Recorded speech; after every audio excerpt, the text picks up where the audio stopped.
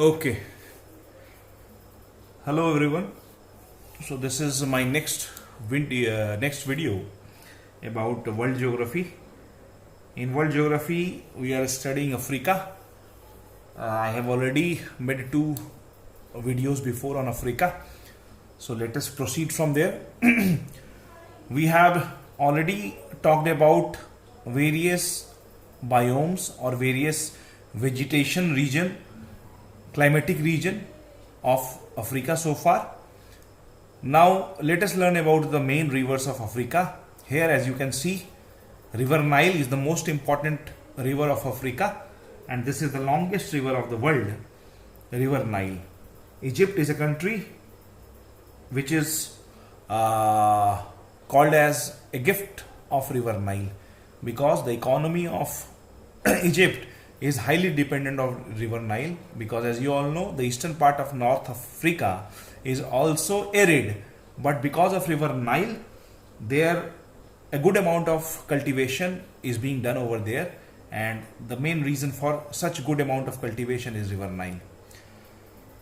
Then the other rivers are Congo, Niger, Senegal, Zambezi, Limpopo and Orange. So let us start with River Nile. In this diagram, you can very well see that this is River Nile. River Nile has two branches. The main branch is known as White Nile, and White Nile emerges or originates from a lake known as Lake Victoria, here shown by alphabet V. So this is Lake Victoria. From Lake Victoria, White Nile emerges or originates and flows towards northern part of Africa. The another branch of River Nile originates from Ethiopian highland. Remember when I taught you about Horn of Africa, I told you there are 4 countries over here and one important country was Ethiopia. So from Ethiopian highland, this branch, which is known as Blue Nile, originates and moves towards east or northeast.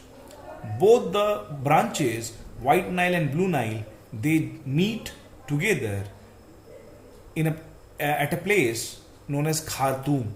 Khartoum, as we all know, is a capital of Sudan. So from Khartoum, this river is known as River Nile, and River Nile starts flowing towards north. On River Nile, there is a very important dam located in Egypt. That dam is known as Aswan Dam. Aswan Dam. There is also a lake over here on River Nile in Egypt itself. That lake is known as Lake Nasser. Lake Nasser. When you will study about post world after Second World War in world history, you will learn about Colonel Nasser, whose contribution is very high in forming non-alignment movement, in which Jawaharlal Nehru was a leading name. So Lake Nasser is named after that Colonel Nasser, and this River Nile then proceeds northward and finally drains in Mediterranean Sea, forming a large delta over here in Mediterranean Sea. So this is all about River Nile. Then the second important river is Congo. The second important river is River Congo, and as you all can see, this is River Congo. This River Congo is named after a country, Congo. The earlier name of country Congo was Zaire. So that is why this river is also popularly known as Zaire. The capital of country Congo or Zaire was Kinshasa. So this river emerges from central part of Africa, somewhere near Congo, and then moves towards west.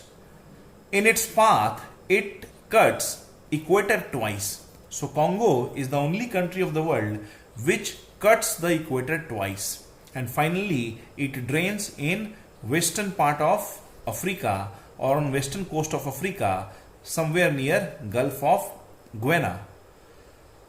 Okay. One of the important thing about River Congo is that at its mouth it brings highest amount of or highest volume of water, more than any other river of Africa. So now a common question must should arise in your mind, that why it brings maximum amount of water or volume of water at its mouth more than any country of Africa. One of the main reason is highest rainfall received by this river. As I told you that in equatorial region there is equatorial climate, and in equatorial climate every day there is torrential rain somewhere around 2 to 3 o'clock in the daytime. So that much water is being added every day in the river Congo, and that is why it is a very voluminous river. One of the more important thing about river Congo is that this is a mode of transport in this region, because in equatorial climate we have equatorial rainforest which is highly dense, which is also known as tropical or equatorial evergreen forest. So equatorial evergreen forest or rainforest is highly dense, so much so that there is no any other mode of transport, no road transport, rail transport, etc. And that is why river Congo is a main mode of transport, particularly in the forest region, which is very dense. Then next river, as you all can see, is river Zambezi, flowing towards east, drains in Mozambique Channel. Here we have Mozambique Channel. Similarly, there is a small river Limpopo, again flowing towards east. Limpopo, the important characteristic of Limpopo is that it cuts Tropic of Capricorn twice. So in this way, altogether you have to remember 3 rivers, 2 from Africa and 1 from India. Congo cuts equator twice, Limpopo cuts Tropic of Capricorn twice, and river Mahi flowing in Gujarat or in India, western part of India, cuts Tropic of Cancer twice. Next river is river Orange, very important river of southern part of Africa, particularly South Africa. This region is known as Orange Basin, very rich in mineral, particularly diamond, gold, platinum, etc. So this Orange River emerges somewhere near Mount Drakensberg and flows towards west, drains in this part of ocean, which is South Atlantic Ocean. So these are the important rivers. Now let us move towards northwestern part of Africa. As you all know, the northwestern part or almost northern Africa is arid region because of presence of Sahara Desert.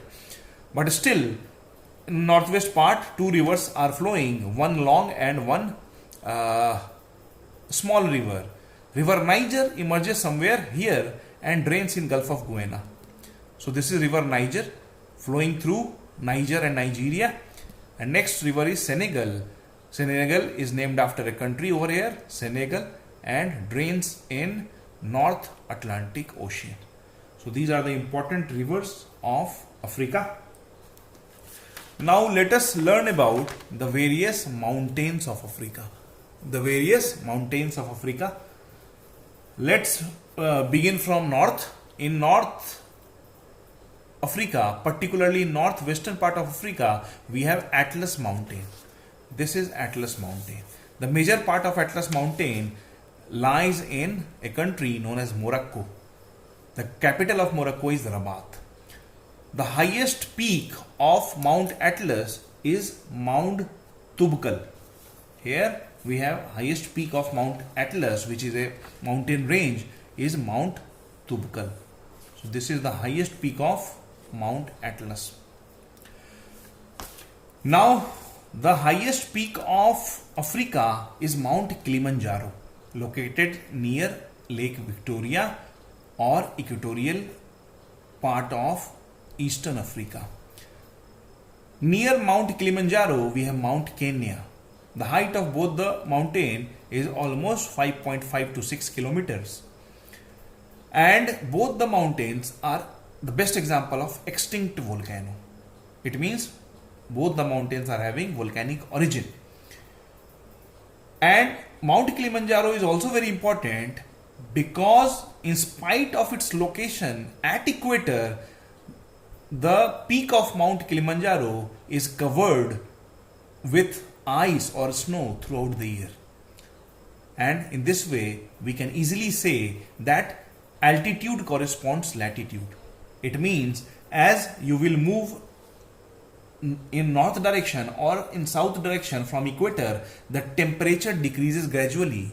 Similarly, as you move up to, or if you will climb on the mountain, as you will go up, the temperature gradually decreases.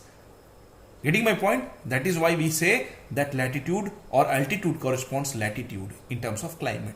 So Mount Kilimanjaro or peak of Mount Kilimanjaro, located somewhere near 6 kilometer, is having sub-zero temperature, and that is why the peak is covered with snow or ice throughout the year. The next important mountain range is located in South Africa or southern part of Africa, known as Mount Drakensberg. So these are the important mountains of Africa. Let us learn about highlands or plateau. The two important plateau or highlands in Africa are Katanga Plateau and Ethiopian Highland. Katanga Plateau is located where? Somewhere here. Katanga Plateau is located somewhere here. Here we are having some countries like Zambia, Congo, Zimbabwe, Botswana, South Africa. So here we are having Katanga Plateau, and Katanga Plateau is very famous or very rich in copper reserve. Okay, so next is Ethiopian Highland. I have already talked about Ethiopian Highland. It is the place from where Blue Nile emerges. Now let us learn about the important minerals of Africa. So this is the list of important minerals of Africa. There is a place known as Kimberley.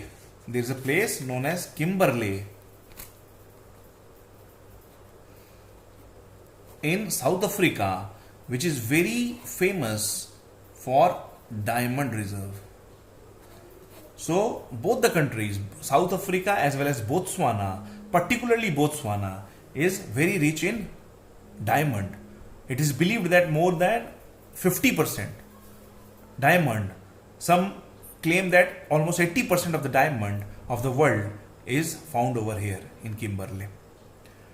Okay, similarly this region, the South Africa, Botswana, Zimbabwe, and this region is also rich in platinum and gold. So there is very high reserve of gold, diamond, platinum and such minerals in southern part of Africa. Okay, let us also know about other minerals, as for example petroleum, particularly this Gulf of Guiana region and northern or northeastern part of Africa is rich in petroleum reserve. Okay, so here we have a country called as Nigeria, important exporter of petroleum, oil and natural oil, particularly crude oil. Similarly, here we are having some countries, Libya, Egypt, Sudan, particularly North Sudan. These are the countries which export petroleum. So this is all about the important minerals found in Africa.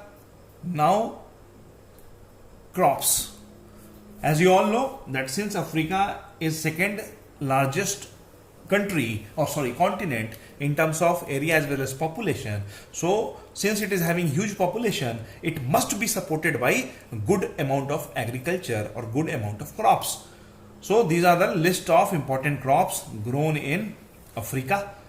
Particularly wheat and barley is being grown in various parts of Africa, particularly in Egyptian basin or River Nile basin.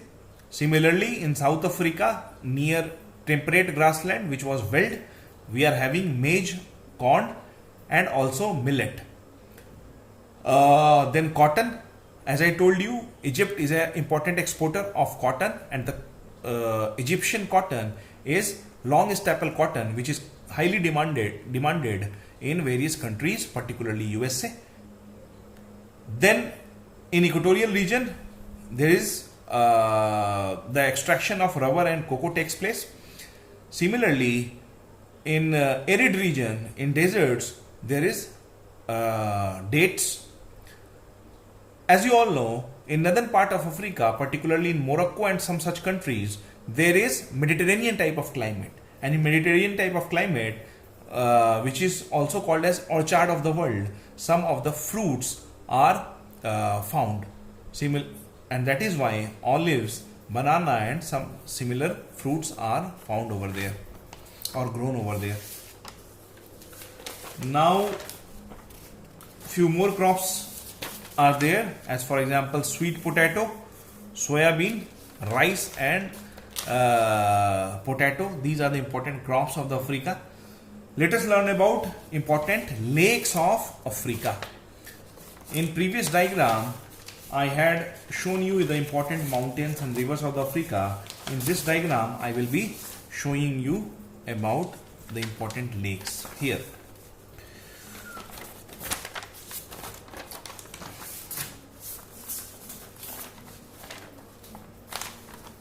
Important lakes of Africa. Okay. So see here. As I told you, there was a lake near equator, that was Lake Victoria. Okay, so this was Lake Victoria, and then there were 4 important lakes, 1, 2, 3 and 4. They are located in Rift Valley. This Rift Valley has formed because of divergent boundary. African plate and Somali plate, they have moved away, and that is why a Rift Valley has formed over here. And many geomorphologists have predicted that after a long time this part of Africa, that is Horn of Africa, will be totally separated from the mainland Africa. So here in Rift Valley there are 4 important lakes. Number 1 is Lake Albert. Number 2 is Lake Edward. Number 3 is Lake Tanganyika. And number 4 is Lake Malawi, sometimes also called as Lake Nyasa. So these 4 lakes are main lakes of Rift Valley Lake. Since these lakes are Rift Valley lakes, that is why the depth is very high. So they are very deep lakes located in this region. So this is the important geographical aspects of Africa. Okay. Hope you all have understood most of the things. Whatever is not understood, you can ask me in the comment section. Further, we will be proceeding in world geography part to some other continent. Africa we have already done, very important continent. Hope you all have understood. So keep on studying. Best of luck. Thank you.